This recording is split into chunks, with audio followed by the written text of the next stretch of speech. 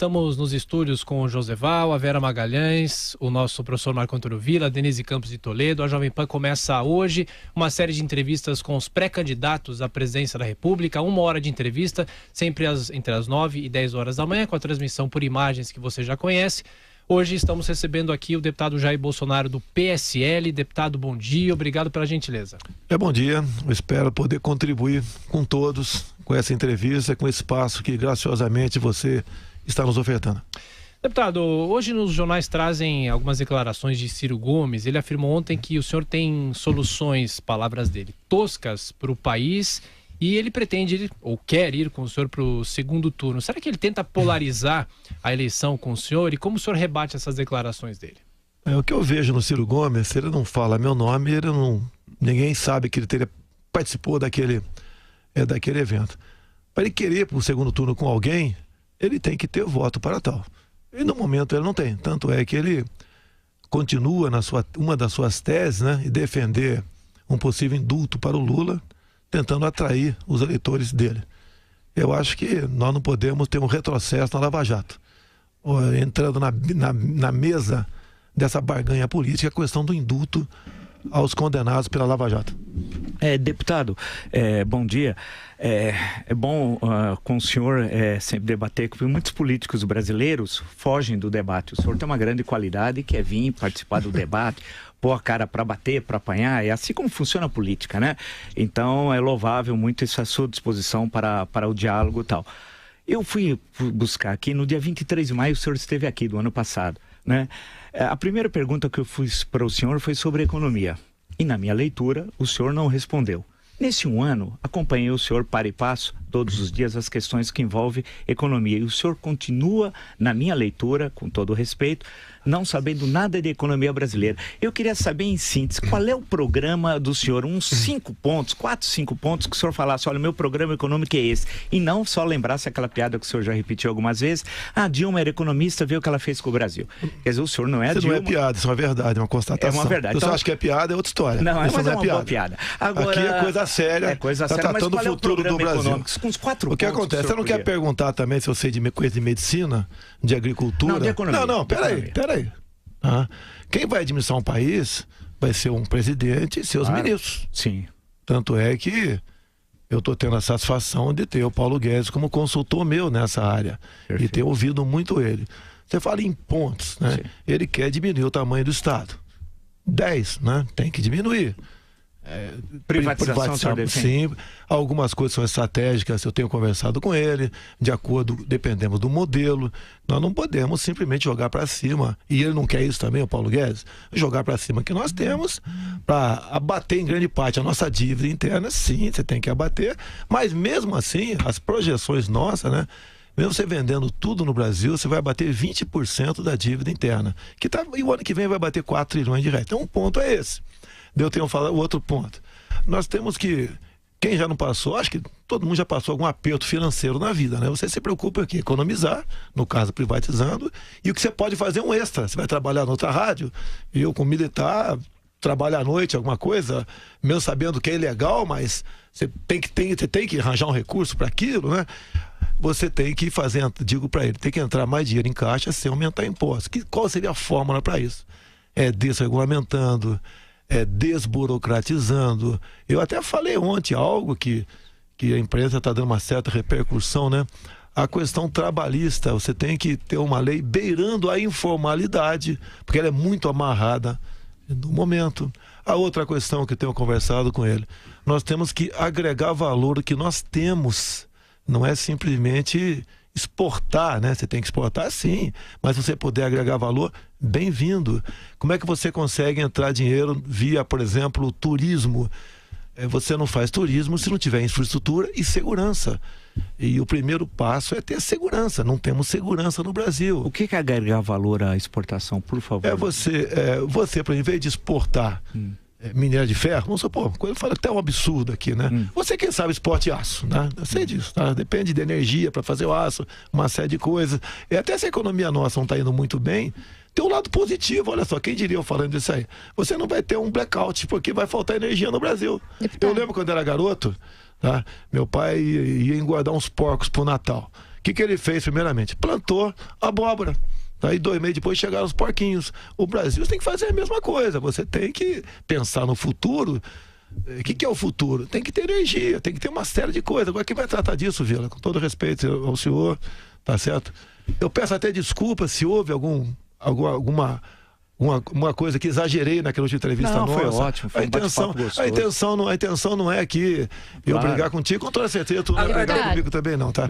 Então esses pontos, essas questões, são as pessoas que estão comigo, que estão chegando de forma voluntária e graciosa, graças a Deus, né? Para ter um bom plano que seja viável. Até tenho dito que o meu plano talvez seja o pior de todos, porque vai estar calcado na verdade. Sobre isso, essa sua parceria com o economista Paulo Guedes, o ouvinte da rádio talvez não saiba, mas trata de um dos economistas mais liberais do país, PhD por Chicago, que é uma escola liberal clássica dos Estados Unidos, e que tem uma ligação com o setor financeiro, setor bancário, setor financeiro, enfim, ele trabalhou para bancos, instituições financeiras até hoje. Queria saber, o senhor, no entanto, como deputado de muitos mandatos, tem uma trajetória parlamentar que é o oposto do que defende o Paulo Guedes. O senhor sempre votou a favor de corporações, contra privatizações, contra a abertura do setor de óleo e gás, contra a abertura do setor de telecomunicações. O senhor disse que o Fernando Henrique merecia ser fuzilado porque propôs uma privatização. Eu queria saber, entre a sua prática parlamentar, e portanto aqui não é achismo de imprensa, não é nada, é algo que está consignado, o jeito como o senhor votou durante a sua vida toda. E o que propõe o Paulo Guedes, não vai uma distância enorme para que se acredite que o senhor realmente vai propor um programa liberal na economia? Primeiro falta uma atualização tua no tocante à questão de óleo e gás. Exatamente o contrário, até com uma visão que todos nós evoluímos, né? Que talvez daqui uns 20 anos... Eu estou falando lá atrás, no governo Fernando Henrique. Até eu votei contra, por exemplo, o Plano Real. Sim. Por quê? Porque isso foi em 94, né? Aquele espaço, janeiro e fevereiro de 94, 2 meses, né? Quando começou o 1º de março, começou a nascer o RV, a média do cálculo do salário dos servidores, do executivo, legislativo, judiciário, passou a ser diferente. Nós do executivo, nós do exército, eu queria que fosse usada a mesma média, para chegar o valor atualizado, uma correção um pouco maior. Como não tive aceitação, eu votei contra. Tá certo agora? Era uma pauta setorial contra um plano que era conjuntural para o Brasil inteiro, o Plano Real, né? Eu era Foi uma visão bem eleito basicamente por voto de militares. Eu estava defendendo os militares das Forças Armadas. Né? Tanto é que hoje em dia, o reflexo vem até hoje. O pior salário do executivo é o nosso. Então tem essa questão. Com essa privatização, sim, a gente evolui, tá certo? E muita coisa, independente...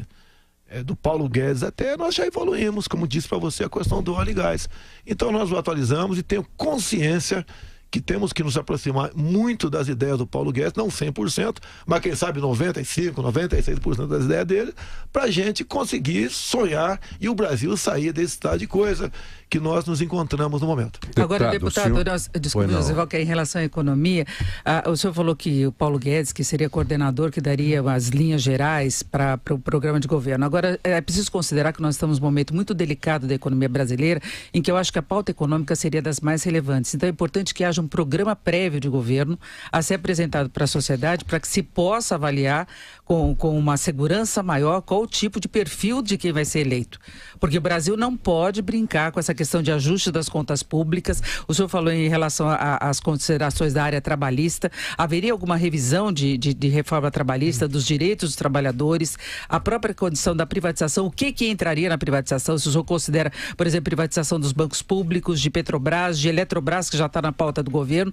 Então, eu acho que por mais que haja necessidade de se ter uma equipe econômica confiável e que saiba o que tem que fazer, tem que ter a postura do candidato, que é quem vai mandar, porque se discordar, manda o ministro embora e pronto. Denise, os programas de governo, como regra, são peças de ficção. Paga-se milhões por esses planos. Então, mas o senhor não pode apresentar um que não seja uma peça de ficção? Eu tenho falado que o meu será o pior deles. Não o pior por ser o pior, mas que será se aproximar, que será realista. Essa que é a ideia. Então, mas quais os pontos? Quando você fala, por exemplo, em reforma trabalhista, CLT, o que eu tenho conversado? O que eu quero, o que você quer, pode ser o melhor do mundo, mas você tem que ter um olhar para o parlamento. Lá nós temos o gargalo. Quando chegou a reforma da Previdência, eu estava no Piauí. Eu falei, não vou votar isso. Falei, não vou votar essa reforma que está aí. Tá? Até porque começava com, por exemplo, policial militar, 65 anos. A expectativa de vida no Rio está em torno de 50 anos para essa categoria. Tá? E estava ali, a ideia era depois botar as forças armadas. Tiraram os militares da reforma. Foi tirando, foi virando. Eu acabei não acompanhando mais. Todo dia mexia alguma coisa. Quando tiver a proposta final, já que eu tenho participado pouco em Brasília, eu tenho andado o Brasil todo, eu vou ver como é que me posiciono nessa questão. E assim eu fiz. Dependemos do parlamento, não é o que nós queremos. Agora, tem as corporações que agem pesadamente dentro da Câmara. Você tem que levar em conta isso. Não é o que eu quero.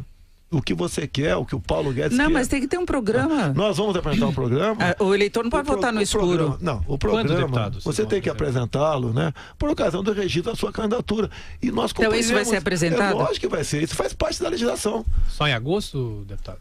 Não sei se antes. Eu acho que quanto mais tarde, melhor preparado ele será. Eu acho que deputado, um assunto que o senhor conhece muito. O problema das fronteiras do Brasil e da violência do país. Como é que o senhor vai resolver isso? Olha só, nós temos que identificar de onde vem o problema.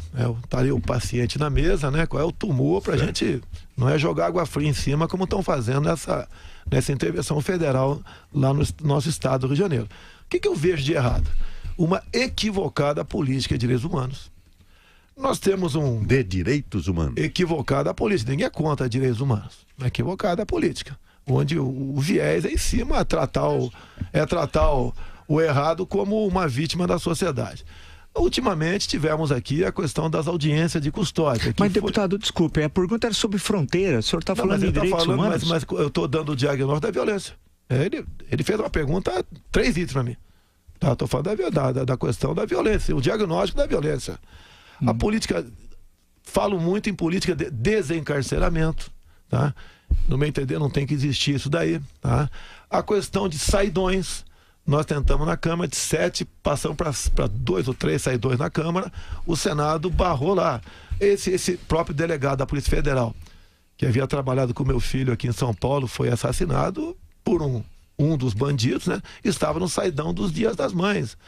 E você, né, tem que realmente tirar o marginal da sociedade. Você tem que dar uma retaguarda jurídica para o policial. Você pode ver, essa menina, essa senhora que matou esse marginal na escola, né? Eu acho que ela até deu sorte, porque não é eleitoral. Mas, deputado, e as fronteiras, deputado? Vou chegar lá, calma, Vila. Mas o senhor está falando de um outro problema. Ele perguntou sobre as fronteiras. Quando você fizer, eu te respondo. Não, mas acho que o ouvinte. Quer que eu pare aqui? Não, por favor. Eu quero saber das fronteiras. Eu estou respondendo a ele, até mais velho do que nós. Vamos respeitar. Sim, mas o senhor não falou das fronteiras. Eu vou falar da fronteira. Ok. Nós temos um projeto Cisfron do Exército, vou te falar lá. Legal, seria bom. Ok. Então, me perdi aqui, tá? Está falando da moça, da senhora. Da senhora. A exemplo do que aconteceu, que está acontecendo ainda com o cunhado Ana Hickman, que tudo indica que vai enfrentar o tribunal de júri, essa senhora tem que ser condecorada e não processada. Temos que mexer na legislação. Ela deu 3 tiros. Pelo Código Penal, mais de 2 é excesso. Ela pode ser condenada por excesso. Bem, então tem que dar uma retaguarda jurídica. Deputado, inclusive... aí é minha área, o Código Penal não define quantidade de tiros para definir o excesso, viu, deputado? Eu posso até estar equivocado, tudo bem, mas o que eu tenho de prática, é excesso. Dá mais de 2 tiros. A legítima defesa fala no excesso. Tá? Inclusive, olha só, então olha, já que eu estou entendendo o assunto, por favor. O caso da Ana Hickman, a acusação do MP excesso de legítima defesa.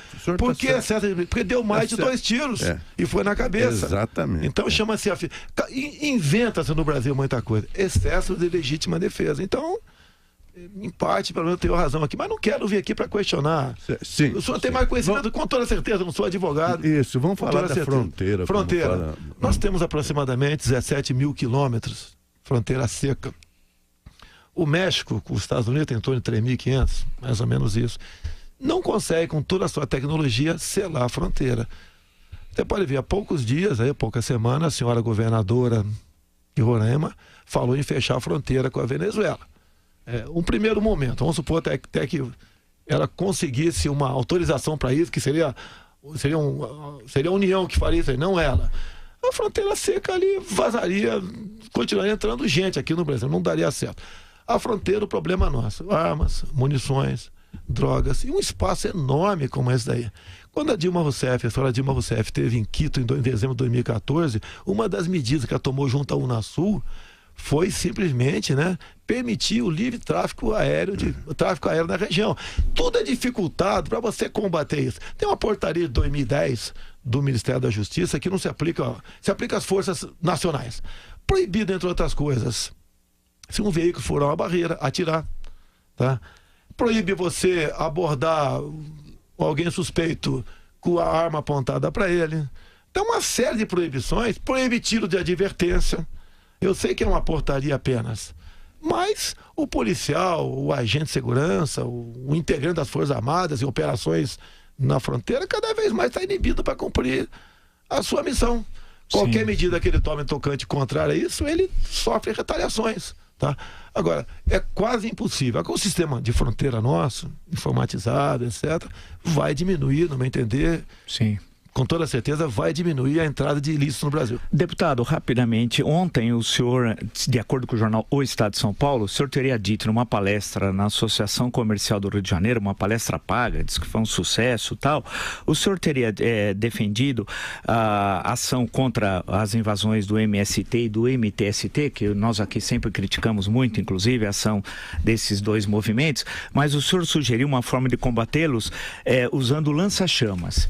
Como é que é isso? Como é que vai ser isso? Por favor, explica para nós. A própria Associação Comercial já disponibilizou a palestra. Sim. Não existe isso. O senhor não disse pegaram lança-chama numa ponta lá, quando fala em educação, que eu gosto de usar figura de linguagem, né? E questão de MST. E outra coisa, Vila.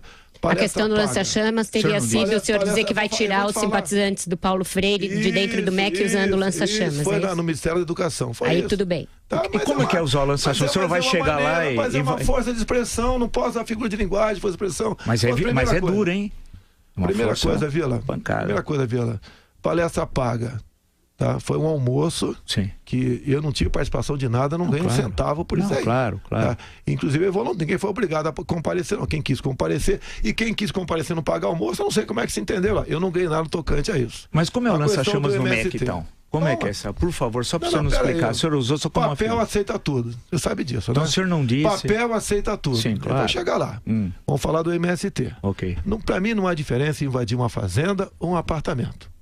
Na propriedade privada é sagrada. Ok. Concordamos. Tá, concordamos. Então, estamos começando. Quem sabe sai daqui um clima bem bacana. Não, aqui. Mas é sempre agradável. A questão de lança-chama, você pode ver. O PT ficou 13 anos no governo. Se você vê as provas do PISA, né? O que acontece? A qualidade da educação nossa caiu. E eles dobraram recursos.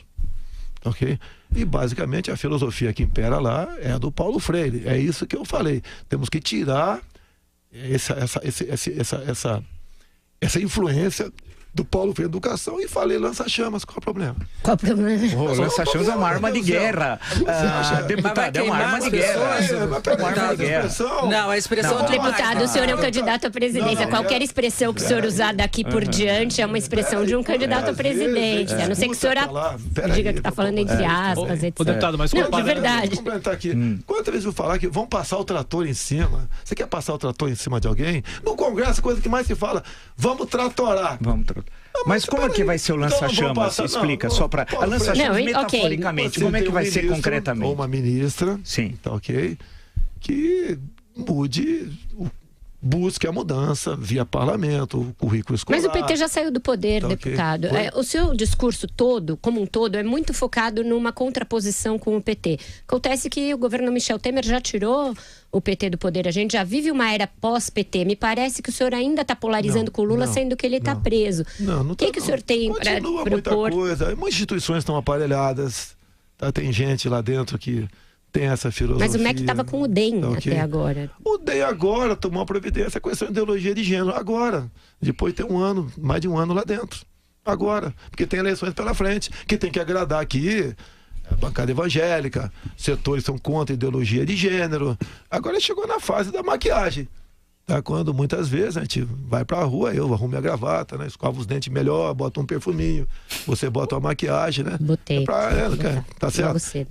Deputado, a gente tem que ir pro intervalo, mas comparando com o senhor na visita de um ano atrás com o professor Vila, o senhor tá meio na linha Bolsonaro, paz e amor ou não? Cada vez mais apaixonado pelo Vila. Agora são 9h20, estamos recebendo o Jair Bolsonaro aqui nos estúdios do Jornal da Manhã, na nossa abertura da série de entrevistas com os candidatos. Um rápido intervalo, voltamos já, você continua na nossa transmissão, som e imagem aqui na Jovem Pan. Até já. Que tal passar as férias de julho com toda a família no resort mais exclusivo do Brasil? O Transamérica Comandatuba tem mais de 80 opções de esportes e lazer, 21 quilômetros de praia, voo direto para o aeroporto da ilha, programação rock and roll, com Camp Rock for Kids e o melhor, agora é all inclusive. Comprando o seu pacote com a To Go Travel, você tem cortesia de hospedagem de 2 crianças e os 10 primeiros que comprarem ainda ganham 10% de desconto nas diárias. Mas corra, essa promoção é por tempo limitado. Ligue 4003-3216 ou acesse www.togotravel.com.br e consulte condições. Transamérica Comandatuba All Inclusive é com a To Go Travel. Fala pessoal, a Bradesco Seguros está trazendo uma grande oportunidade para você em comemoração ao Dia do Seguro, comemorado em maio. Tô falando da Quinzena do Seguro, que traz ofertas até o dia 27 de maio. Um exemplo é o cartão de crédito Bradesco Seguros, com a primeira anuidade grátis para titular e adicional. Você não pode perder essa, né? Fale com o seu corretor, vá a uma agência Bradesco ou acesse nosso site para conhecer todas as ofertas. Bradesco Seguros, com você sempre.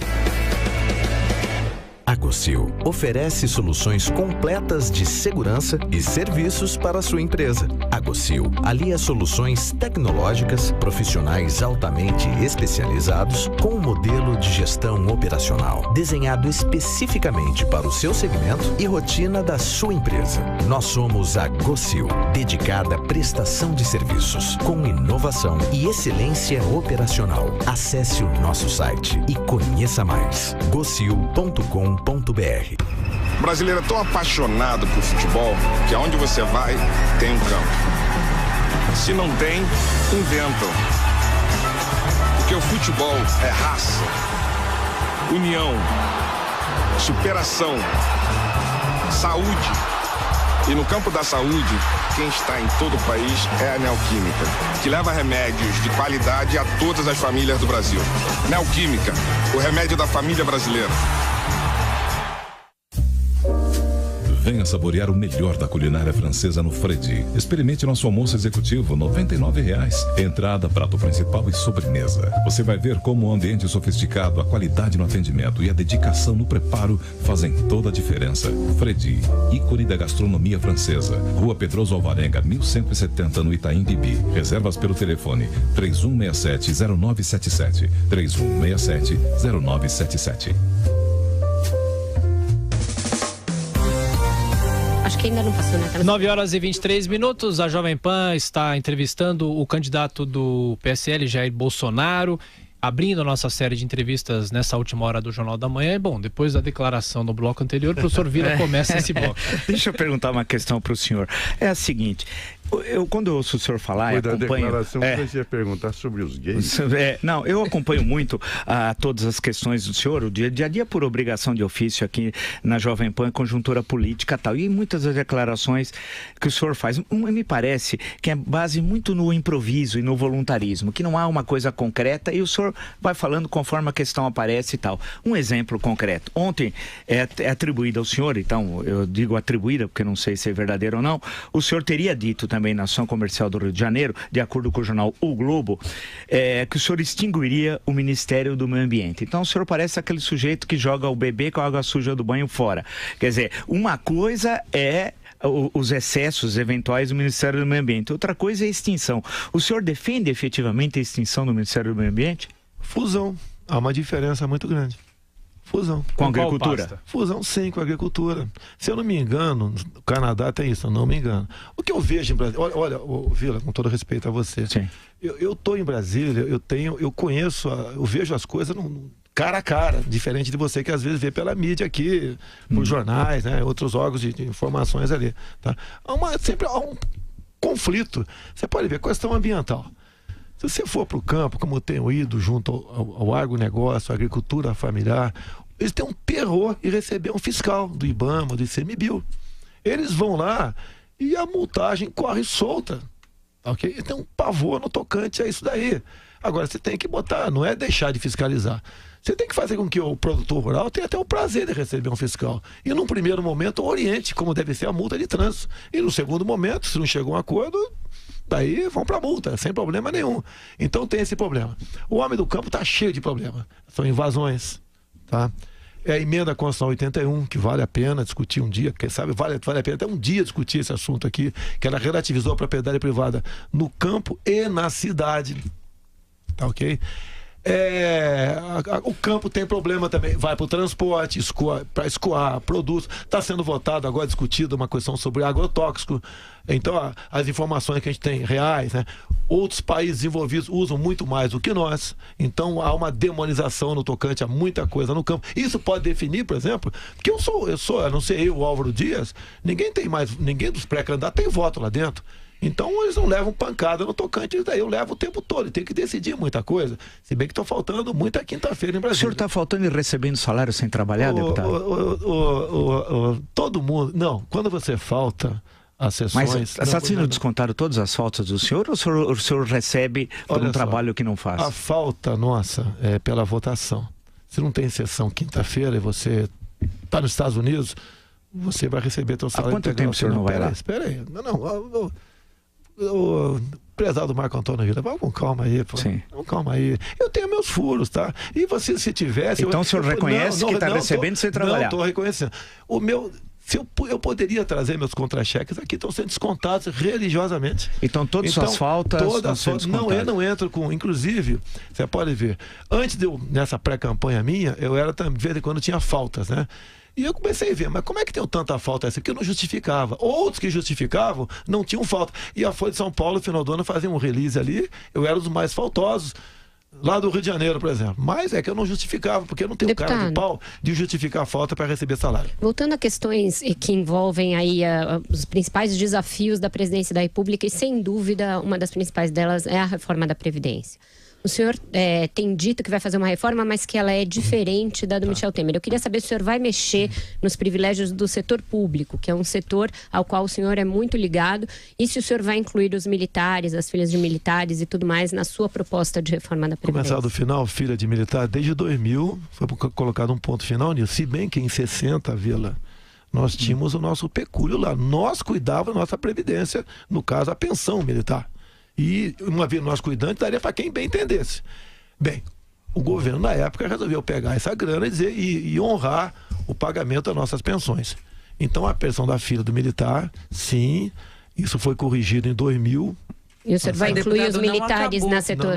Não acabou, é só quando todas morrerem e os que tiverem na ativa aqui para ter filhos, vai ter acabado. Quem já está recebendo, você não tem como tirar. Não, mas a forma como os que vão tendo filhas ainda tem os que têm esse direito, isso continua. Você pode corrigir isso daí. Então, isso é um absurdo. Sem problema nenhum. A gente sabe, inclusive, mas houve uma revisão de fraudes, por exemplo, que elas recebiam no caso de não casar.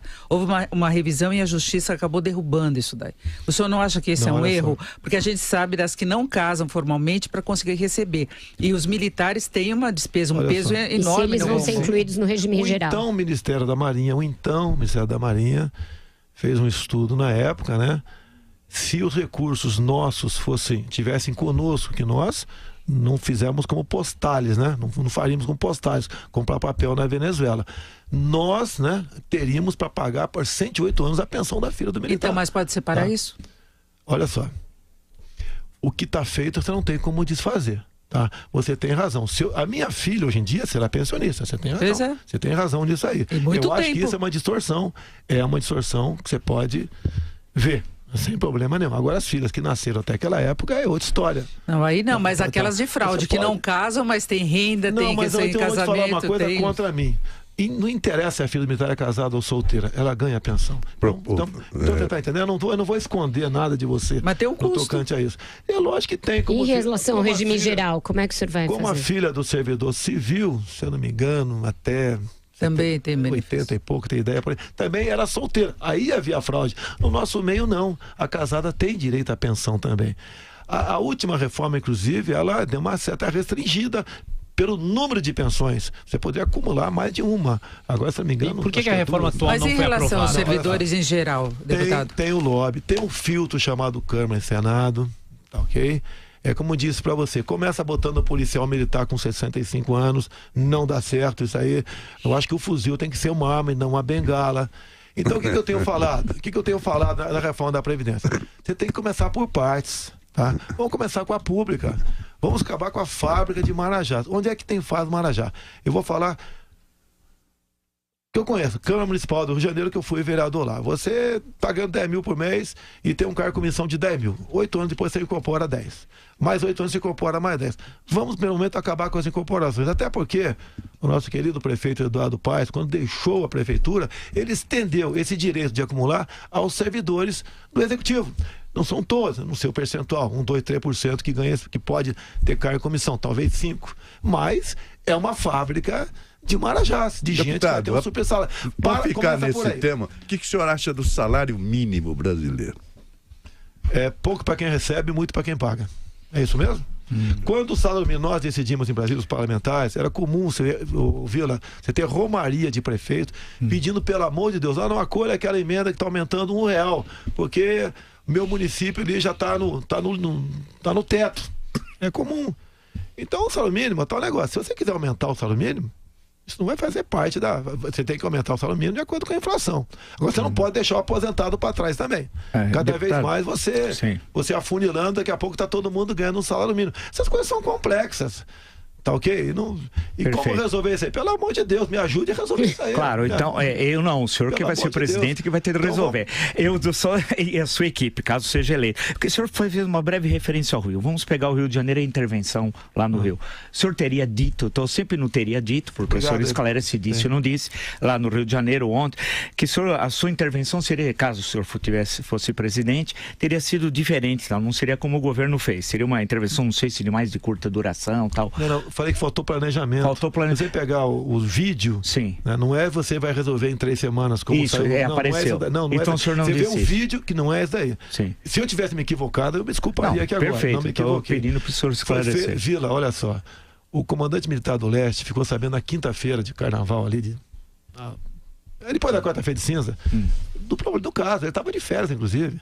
A equipe do Temer, que foi o Temer, foi o Moreira Franco e foi o Raul Jungmann. Decidiram na terça, quarta-feira de carnaval ali, não foram pular carnaval, né? Resolveram simplesmente jogar para a plateia.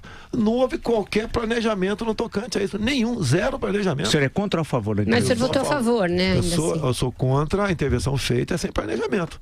Mas o senhor votou a favor no Congresso? Votei favorável, sim. Até porque você está botando vidas em risco, não só do outro lado, como do lado de cá também.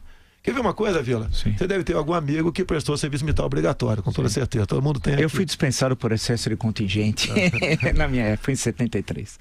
Hoje em dia, quase todos que servem são voluntários. Você pode imaginar um garoto de 20 anos de idade, vibrando, torce aí pro Corinthians, pro Flamengo, tem sua namorada, tá? Vai pra praia, ele tá agora, ou de madrugada, nessa intervenção lá no Rio de Janeiro. E de repente ele recebe uma salevada de tiros. Reage.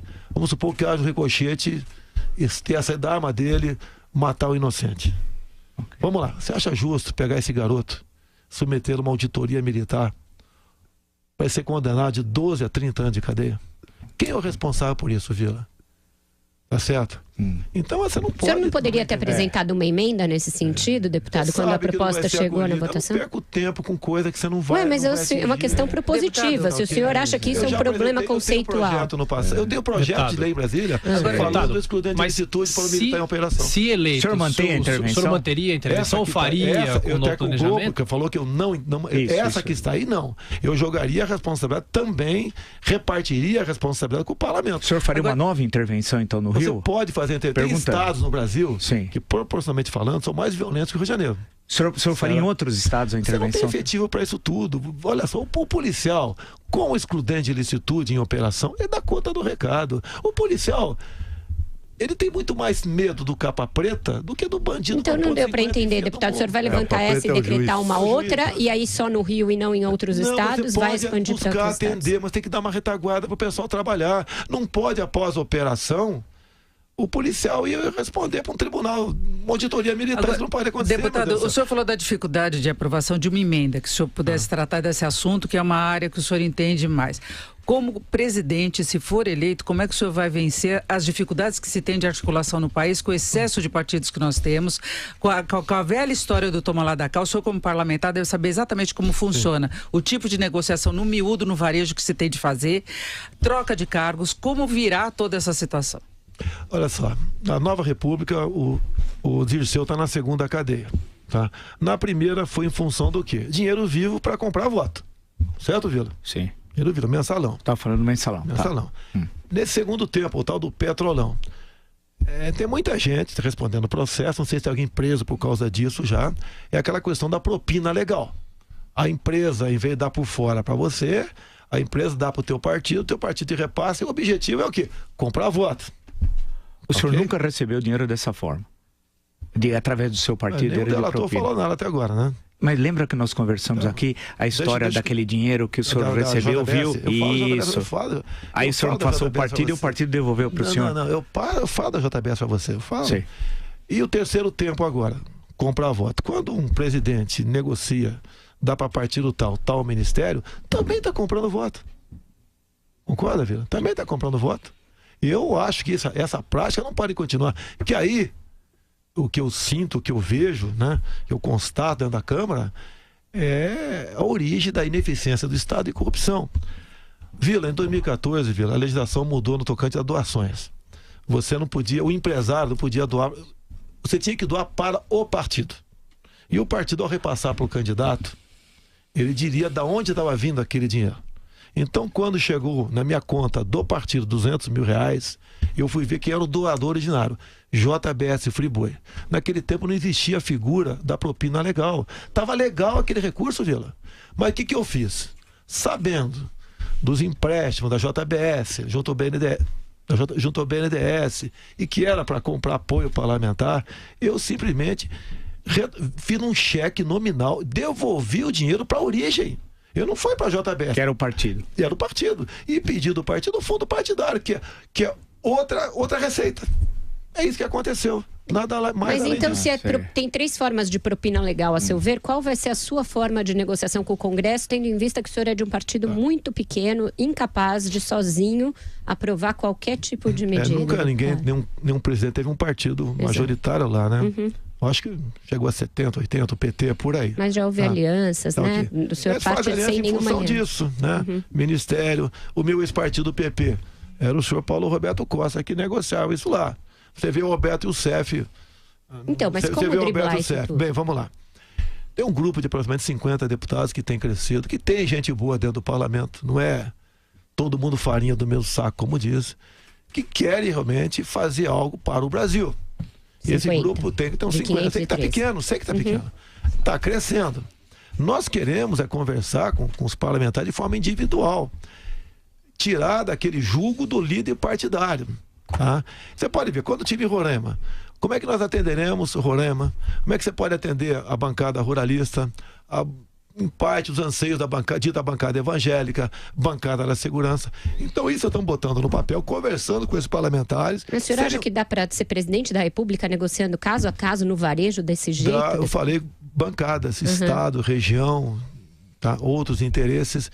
Porque se você for fazer a mesma coisa, prezada Vera, eu vou estar conversando com o Sérgio Moro em Curitiba, então, não vai demorar. Então o senhor acha que os partidos não servem para nada no Brasil? Não. Da forma como eles fazem política, lamentavelmente, grande parte não. Tem os comandantes de partido. É muito melhor você ser, hoje em dia, presidente de partido, com esse interesse, do que ser parlamentar. Ou se você não mudar essa forma de fazer política, vai continuar a ineficiência do Estado, que reflete na educação, saúde, etc, etc, etc, e nem corrupção. Deputado. Nós temos que buscar outra maneira, Vera. Sim. Essa que está aí não dá mais. E esses deputados, 50 aproximadamente, têm consciência disso. O senhor já tem o seu vice? Janana Pascoal, Magno Malta? Não, olha só, eu tenho o namorado Magno Malta, ok? O que eu vejo do Magno Malta? Para mim, eu fecharia com ele hoje. O partido, pelo que parece, fecharia também. E deixo claro aqui, a imprensa está noticiando que eu tive a semana passada com o Valdemar da Costa Neto. Não estive. Se estivesse, falaria sem problema nenhum. Mas ele foi condenado no mensalão, é um corrupto muito conhecido. Ele devia estar preso, prisão perpétua, porque ele é um bandido, né? O meu acordo será com o Magno Malta. E não com o Valdemar da Costa Neto. Mas isso não existe, deputado. Valdemar da Costa Neto manda no PR, ele é dono do PR. Na cadeia ele fazia aliança, o senhor lembra? Então qual partido eu vou procurar? Eu vou partir desse princípio teu. Não, mas então o senhor diga, eu vou conversar com ele porque ele é o presidente do PR, não fingir que ele não existe. Não estou fingindo. Ele existe. Eu já conversei com ele no passado, sim. Já conversei com o Roberto Jeff no passado. Já conversei com o Genuíno no passado. Já conversei lá no passado. Até com o Lula, o senhor não foi lá conversar com o Lula já troquei uma um day de plano com ele, numa entrega de espada na Academia Resende. Poxa, você tá ali. Já sentei meu lado do Maluf na Câmara várias vezes. Foi do partido dele. Fui do partido dele. Mas eu não, olha só, o Youssef mesmo disse que do meu PP, né, apenas 3 deputados não pegaram dinheiro na Petrobras, não era eu. Outro ele falou que era o Maluf. Sim. Outro ele disse que era a Ana Amélia. Tá certo? Agora, você tá ali dentro, eu não tenho como deputado, dizer que... Perfeito. Deixa eu só perguntar uma questão. Já que o senhor é candidato a presidente do Brasil, algo tão importante, nós falamos naquela vez, naquele encontro quando o senhor esteve aqui, sobre algumas questões de política externa, tanto no campo econômico como no campo político. Como que vai ser a política externa do senhor, do Brasil, e a questão dos acordos econômicos? Qual é o papel do Mercosul, da União Europeia, da globalização? Como é que o Brasil vai se inserir nessa nova ordem econômica internacional? E no campo político, por exemplo, qual é a nossa posição em países que desrespeitam os direitos humanos, como a Venezuela? O senhor anteriormente fez uma questão sobre direitos humanos, que é uma linguagem mais vulgar, feita por noticiário policial, que não entende a importância dos direitos humanos, que não é direito para bandido, é direito para cidadão de bem. Agora, como é que vai ser a política externa num eventual governo do senhor? O que a gente estava discutindo é a questão policial. Então, eu respondi no tocante. Não, perfeito. Na política externa, como é que vai ser a... Você está entendendo? Não, mas vamos ficar tranquilamente. Como é que vai ser? Claro, tranquilamente, como é que vai ser? Você fala educação do primeiro grau, ensino fundamental. Você ia com lança-chama, Deus do céu. Eu vou fugir do médico. Tem para vender lança-chama no mercado, Vila? Não, ainda bem, né? O senhor é a favor da liberação? Só faltava você é a favor da liberação do lança-chama. Não brinca, não. Mas voltar à questão, deputado, seriamente, a questão da política externa. Você fala em coisa séria e tenta debochar. Não, a questão da política externa, falando sério. Você pode ver. Um exemplo concreto da política externa nossa. Sim. A senhora Dilma Rousseff, tá, deputado? A senhora Dilma Rousseff não recebeu as credenciais do embaixador de Israel. É uma política feita pelo viés ideológico. Sim. Isso tem que deixar de existir. Tá? Eu, particularmente, vejo com bons olhos o bilateralismo. Você pode ver, fui procurado esses dias, eu sei que faz parte do Mercosul, né? Por um deputado recém-eleito, que vai fazer parte do atual presidente eleito no Paraguai. Ele quer se aproximar de nós e, logicamente, interessa. O Paraguai, eu sei que o PIB do Paraguai é menor que de muitos estados no Brasil, mas estão crescendo 7% lá. Mas o nosso exemplo não pode ser o Paraguai, com todo respeito ao Paraguai. Nós somos um grande país, né? Eu acabei de falar para você que o PIB do Paraguai é menor que muito estado do Brasil. Perfeito, não, o senhor tem razão. Eu sei que com toda certeza você entende muito mais economia do que eu. Só que eu sou uma pessoa muito mais humilde. Não, perfeito, mas não tanto assim. Mas a política externa, qual é a relação com os Estados Unidos e com a Europa? Deputado, Vila, desculpe, em homenagem à sua humildade. Vamos fazer um intervalo comercial. Inverno, junte já seus pontos. Padaria, drogaria, junte pontos no instante. Barzinho, lanchonete, até no restaurante. Compre pontos, ganhe pontos, vale até da sua empresa. Junte pontos com parceiros. Liberdade é uma beleza. Inverno, junte já seus pontos. Junte pontos usando o seu cartão de crédito no dia a dia ou comprando nos nossos parceiros. Inverno, junte já seus pontos. Já falei, chama a Pancron. A Pancron resolve. Pancron Indústria Gráfica, bom dia. Oi, é verdade que vocês são feras em artes gráficas e que sempre conquistam os melhores prêmios na impressão de material promocional, livros e revistas? É verdade. Ufa, ainda bem. O meu chefe mandou chamar vocês. Já estamos indo. Pancron Indústria Gráfica. Toda vez que você quiser qualidade, prazo e preço, não tem jeito. Chama Pancron. São Paulo 3340-6901. A Pancron resolve. Ela é espetacular. Ela é a titular. De quem estou falando? Da cerveja proibida. A cerveja número 10. Proibida é a cerveja que você convoca para ver seu futebol em casa ou no bar com os amigos. Proibida é espetacular. É a titular. É a cerveja número 10. Mas olhe fair play. Beba com moderação. Jovem Pan discute economia, a economia brasileira em perspectiva. Em ano de eleições, economistas, empresários e consultores debatem as estratégias de política econômica que devem ser adotadas para garantir o crescimento sustentável de longo prazo. Com a presença de Guilherme Afife, presidente do Sebrae, Henrique Meirelles, ex-ministro da Fazenda e pré-candidato, Zeina Latif, economista-chefe da XP Investimentos. Dia 28 de maio, a partir das 8 horas, no Tivoli Mofarrege. Oferecimento XP Investimentos. Assessoria de verdade, sem custo. Abra sua conta. A Jovem Pan é som e imagem. Assista ao Jornal da Manhã em seu computador ou celular, pelo YouTube, Facebook e nas nossas plataformas. Agora são 9h44. Quer repetir, Joseval? 9h44. Ô, deputado, a Vera tem uma questão aqui, professor, mas eu já queria colocar a seguinte questão. O senhor, não sei se o senhor acredita em pesquisas, mas o senhor tem uma rejeição de cerca de 50%. Num segundo turno, isso é danoso, não é? Eu acho que todo mundo está próximo disso, né? Você pode ver, quem vota no PT, a princípio... Ou mais, né? Quem é o antagonista dele? Sou eu, joga pra cá. Agora, no segundo turno, no meu entender, hoje, diria, eu não acredito muito em pesquisa não, tá? Minha pesquisa é quando desço em aeroporto, quando encontro o povo na rua, converso com um taxista. E eu não tenho obsessão pelo poder, então estou tranquilo no tocante a isso daí. Mas hoje em dia seria eu, quem está em segundo é a Marina, tá? Que está junto com o Ciro também. Vai depender de quem o PT, no meu entender, resolver dar uma forcinha. Tá? E vai continuar essa polarização. E acredito, entre eu e mais um, Vila, eu acho que o voto está decidido na cabeça da maioria das pessoas de imediato. Você acha que o senhor vai com quem, então, para o segundo turno? Marina ou Ciro, eu não sei, para mim tanto faz. Pegando uma carona no que a Vera disse, e aqui em São Paulo, o senhor apoia quem para governador? Bom, o quadro não está definido ainda. Tem o Dória, que falou que você acabou de falar nos Estados Unidos que seria um desastre, né? Eu nunca ataquei o Dória.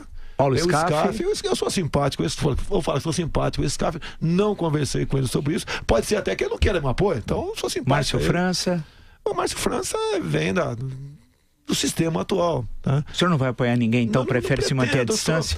Eu estou tão fraquinho nessa questão de base eleitoral. Não, né? Aqui em São Paulo, o senhor não vai ter, não vai apoiar. Desses candidatos que estão aí, eu sou simpático ao Scaff, isso que eu posso dizer. Deputado, o senhor enfrenta aí 2 denúncias no Supremo, uma daquele caso da deputada Maria do Rosário e outra mais recente em que a Procuradora-Geral da República, Raquel Dodge, denunciou por acusação de racismo.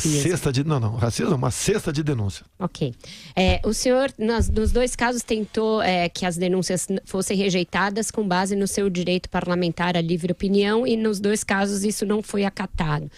Agora que o Supremo decidiu que crimes comuns devem ser julgados em outras instâncias e, portanto, tirados do Supremo, o senhor pode mudar a sua estratégia para tentar que os processos desçam para a primeira instância? Quem trata a estratégia é o meu advogado. Por coincidência, que me ajuda está aqui do meu lado aqui agora. Tá? Essa é a estratégia. Tá? Eu não é apenas imunidade parlamentar por quaisquer palavras, opiniões e vozes. Eu, no meu entendimento, que eu não ofendi ninguém. Até na lei do racismo, pelo que eu vejo lá, traduzindo para o nosso linguajar, para o meu linguajar, né?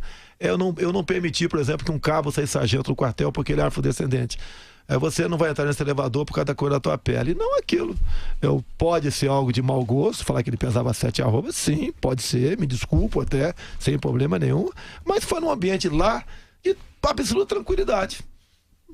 Nada mais além disso. Agora, você pode ver, nessa sexta, tá no tocante uma acusação que eu estou perseguindo índios também. Eu sou o capitão Custer, né? Com toda certeza. Porque eu tenho falado que hoje em dia... General, ele era general. Mas eu sou capitão, General, Vila, era general. Você tá coçando o tempo todo. E morreu em Little Big Horn. Eu tô achando que isso é amor, Não. Eu quero, se você me permite, quando acabar o programa, dar um abraço. Claro, mas o senhor acredita que essas denúncias vão adiante, que elas podem ser um impeditivo para a sua candidatura, Vera, por exemplo? Não, impeditivo não, até porque não dá tempo, né? A não ser que haja uma catástrofe, haja algo anormal no Supremo Tribunal Federal. Agora, isso prejudica, eu tenho que explicar como... Por exemplo, por estar discutindo outra coisa contigo agora, estou discutindo isso. O que eu falei a questão de índio? Depender de mim, não teremos mais 1 centímetro quadrado para índio. Isso a senhora Raquel Dodge, a sua assessoria, entendeu que eu estou agredindo o índio. Também me acusou de xenofobia. Nós não podemos ter um país aberto, como abrimos na última lei de imigração nossa. Fui em Roraima ver os problemas lá, tá certo? Então, essas questões entram na bolsa. O senhor vai revogar a lei de imigração? Essa que tem que ser mudada. Não é que eu vou revogar, depende do parlamento, eu vou propor. Propor a revogação e a troca pelo quê? Vamos propor uma nova lei. Deputado, não ficar um país sem fronteira como nós temos no momento aí. Tem muita gente aqui nas redes sociais, Joseval, deixa eu só colocar essa pergunta para ele, falando que pesquisas mostram que 80% dos eleitores querem um candidato novo. O senhor seria esse novo? No tocante ao executivo, eu sou virgem. Tá? Não tenho nenhum cargo, inclusive nunca indiquei uma pessoa mais humilde que seja para ocupar um cargo no executivo. Eu estou lá dentro do parlamento. Inclusive, você pode ver, eu nunca votei com partido nenhum. Apesar de ter integrado o PP, entre outros partidos, nunca votei com partido nenhum. Tanto é que eu estou fora dessas maracutaias que tem por aí. Porque o que um parlamentar tem para negociar dentro do Congresso? É o seu voto. O executivo vê apenas seu voto. Eu sempre votei de acordo com o meu entendimento do pessoal que estava do meu lado. tá ok? Os outros são velhos, Ciro Gomes, Geraldo Alckmin. Olha só, você vê o Ciro Gomes, que tem falado a meu respeito, né?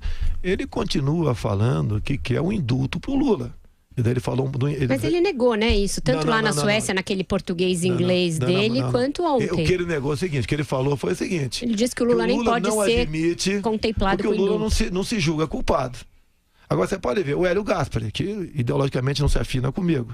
A questão de 5, 6 semanas, no domingo lá, ele falou que no balcão de negócio, Vila, para composição de quem vamos apoiar no futuro, né, está o indulto para o pessoal do Lava Jato. E escreveu o Hélio Gaspari que o único pré-candidato dos que tem chance que não aceitariam isso, segundo o Hélio Gaspari, é o Jair Bolsonaro.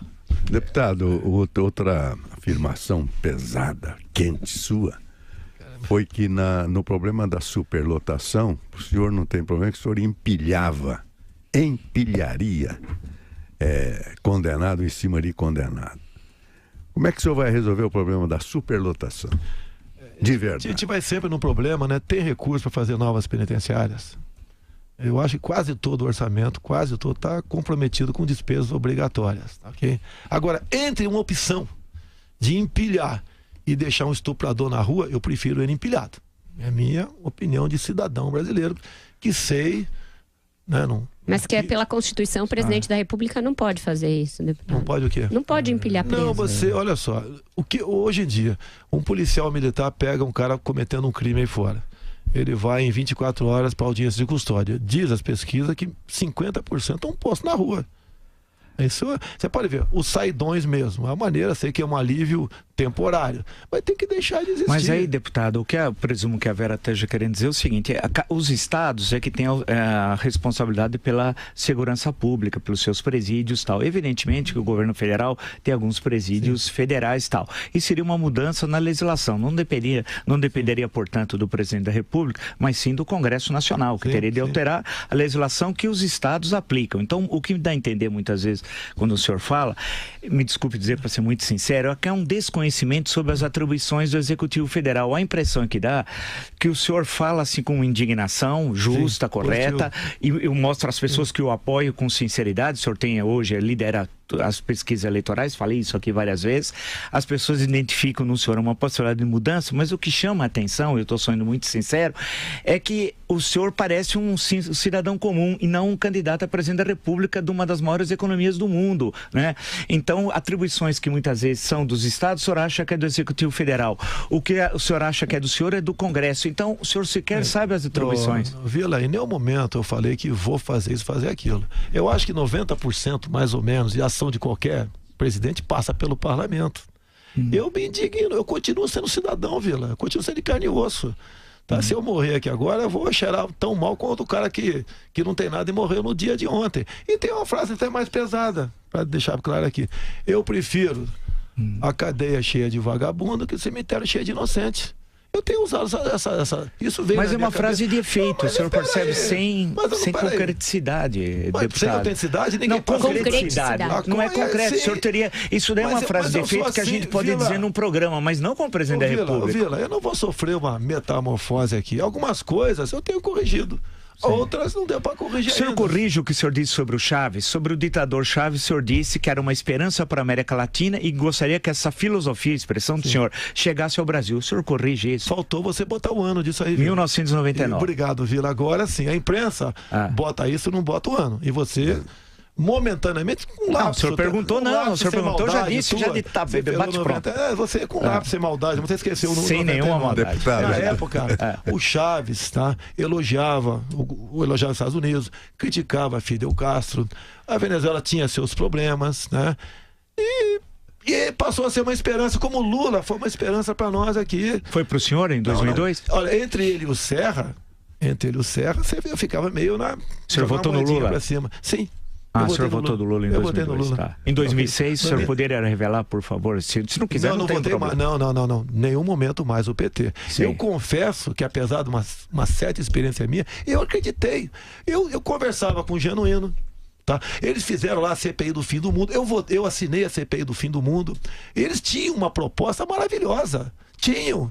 Tá, e eu acreditei na lei, que eles iam respeitar a lei da anistia, não respeitam, querem o tempo todo mexer nela. Mas CPI do fim do mundo foi uma outra coisa, deputado, desculpe corrigi-lo, foi aquela CPI que apelidada de fim do mundo pelo Franklin Martins, né? E foi a CPI dos bingos, isso foi a posteriori. Aqui, posso ter me equivocado, mas todas as CPIs naquele tempo, quase todas as CPIs propostas que era pelo PT, quem tá no governo dificilmente propõe CPI, né? Eu assinei e era a favor. Pode ser que tenha me equivocado, sim, tá ok? Sim, acontece. Tá, mas juntos, até o pessoal disse que eu votava com o PT. Eu digo o contrário, o PT que votava comigo. Deputado, o senhor tem feito campanha muito baseado nas redes sociais e é um sucesso inconteste nesse campo. O senhor tem seguidores que são orgânicos, que são reais, não são robôs. Isso responde em grande parte pelo apoio que o senhor tem obtido. Quando a campanha começar oficialmente, no entanto, vai começar o horário eleitoral de rádio e TV, que acredita-se que ainda vai ter um peso no Brasil. E os outros partidos com alianças maiores que a sua, mais tempo de TV, tendem a suplantá-lo nesse campo. Qual vai ser a sua estratégia para manter essa exposição que o senhor tem hoje, quando a campanha efetivamente começar? E se as redes vão ser suficientes para manter isso? Sozinho, nós temos metade do tempo do Enéas. Meu nome não vai dar falar Bolsonaro, ok? Mas o que acontece? Grande. Olha só, Vera, eu não tenho obsessão pelo poder. Você já imaginou, Vera? Olha pra mim, Vera. Eu tô olhando. Você imaginou você sentar na cadeira presidencial, Vera? Não, nunca tive essa Mas pelo amor de Deus, deputado. você não tem que soltar fogo. Você tem que pedir, meu Deus, o que eu fiz pra estar aqui? Se candidatou, fez promessas, mas o senhor quer. Mas o senhor quer. Sim. O senhor fez bastante coisa para estar lá, se estiver. O senhor está na campanha. Meu prezado Joséval, é uma brincadeira, né? Eu costumo dizer que quem já passou dos 60 já está com o prazo de validade vencido, já está no lucro. É uma brincadeira que eu faço. E eu pretendo deixar uma história para o Brasil, se essa for a vontade da população brasileira. O senhor tem medo de ser presidente da República? Receio? Quem não tem receio, pelo amor de Deus, Vila? Tenho receio, sim. O senhor acha que não vai cumprir as promessas eleitorais? Porque vai ter promessas. O senhor tem medo de sofrer um processo de impeachment por ter essa dificuldade de maioria no parlamento, como o Collor e a Dilma? Soldado que for à guerra, ter medo de levar tiro, um covarde. Não, por uma questão específica, não estou falando em termos gerais.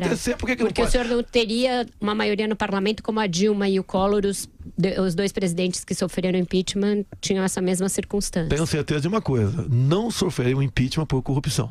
Pode ter certeza disso, ok? E por ambição, talvez venha a ser, se isso fosse. Porque eu estou lendo aqui na internet, eu gostaria que o senhor respondesse, que está na internet aqui, que é a sua passagem pelo Exército. O senhor teve problemas, respondeu a processo. Tem aqui uma afirmação de que o senhor é dono de excessiva ambição. Em realidade. Não, mas tem mais. Tem mais. Tem o seu comandante, como é que é? O Carlos Alfredo Pellegrino, isso aí. Falou que o senhor fala com falta de lógica, racionalidade e equilíbrio na apresentação de seus argumentos. E dono de uma... Qual a data disso aí? Não está na internet, 1983, deve ser 83. Mas é passado, o senhor estava na ativa. Por que ele escreveu? Para terminar, deputado, estamos chegando ao final. Por que ele escreveu isso daí? O meu pai garimpou por muito tempo. Meu pai garimpou por muito tempo. Primeiro que eu não fui expulso do Exército, eu continuo capitão da reserva, remunerado do Exército, ok? Proporcional. E eu compareci a um garimpo ao comando desse coronel em férias. Peguei mais 5 militares, vão para um garimpo na cidade de Saúde, na Bahia, Nova Serra Pelada. Eu já garimpei na minha vida no Vado Ribeira. Eu sempre tinha um jogo de peneira, pedras e bateia, ouro, e fui para lá. E quando voltei, se faz um conceito reservado, e esse foi um conceito reservado, porque eu fui num garimpo, o comandante falou que eu tenho excessiva ambição por recursos, por dinheiro. Inclusive, quando eu respondi outro processo na frente, perguntaram para mim, tá? Se eu achei ouro no garimpo. Eu falei, se eu tivesse achado ouro, eu não estaria aqui. É muito simples o negócio. Coisa da vida. Ser garimpeiro, inclusive, dá um programa aqui, né? O garimpeiro tem que ser tratado como cidadão no Brasil também. Deputado Jair Bolsonaro, vamos agradecer a sua presença. O senhor não gostou muito das perguntas, mas como eu vi uma grande publicidade a seu respeito, eu vou usar aqui. É melhor Jair se acostumar. Então, o senhor é um homem público, é melhor Jair se acostumando. Obrigado. E antes das considerações do senhor, só amanhã eu queria lembrar, teremos nesse mesmo espaço, das 9 às 10, o candidato do PSOL, Guilherme Boulos. Muito obrigado, deputado, pela sua presença. A Jovem Pan, como o senhor acaba de ver, continuará no seu trabalho de prestação de serviço e com a oportunidade de apresentar os nossos candidatos a presidente da República à sociedade brasileira. Peço a Deus que nos ilumine a todos para que possamos todos, né, tomar uma boa decisão em outubro e escolher o melhor para o nosso Brasil.